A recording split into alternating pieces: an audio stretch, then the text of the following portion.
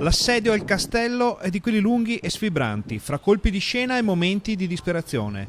Ma in soccorso degli assediati arriva, come in ogni vicenda epica che si rispetti, un aiuto decisivo dall'esterno. E dalle terrazze del Cataio si leva un grido di esultanza per le due sentenze con cui il TAR del Veneto ha respinto i ricorsi presentati dai privati per l'annullamento del vincolo indiretto della soprintendenza sull'area attorno al complesso di Battaglia Terme. Oggi è un grande giorno di festa, è finalmente un sospiro di sollievo. Noi viviamo un po' in agitazione, abbiamo vissuto un po' in agitazione in questi ultimi 2 anni, in realtà un po' consci che la causa era giusta, che quindi era vincente. Noi questo lo sapevamo in cuor nostro, però non si sa mai, e quindi la festa di oggi è un riconoscimento alle battaglie di tutti, quindi non solo della politica, delle istituzioni, dei cittadini, ma di chi ama l'arte, di chi ha a cuore il paesaggio e soprattutto è la rivincita del buonsenso. La decisione del TAR rende in sostanza non più edificabile l'area sulla quale gravava il progetto di costruzione di un maxi centro commerciale. Noi auspichiamo che questa sia la definitiva pietra tombale dopo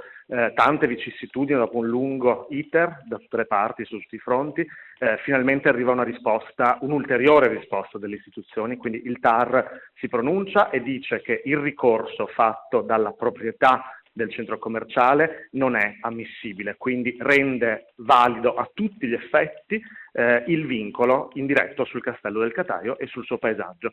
Numeri alla mano, le dimensioni del progetto rendono l'idea di cosa sarebbe successo nella zona della Mincana, fra il Cataio e il casello autostradale, nel caso in cui l'iter fosse proseguito senza intoppi. Davanti al castello sarebbe stato realizzato uno dei centri commerciali più grandi del nord-est d'Italia, si parla di circa 40.000 metri quadrati, cioè più grande addirittura della superficie interna del castello, che ricordiamo è una delle case storiche più grandi d'Europa, sono circa 30.000 metri quadri, un po' più piccolo della Reggia di Caserta. A salire metaforicamente sugli spalti in difesa del castello sono stati fin dal primo istante cittadini, comitati e una squadra politica multicolore.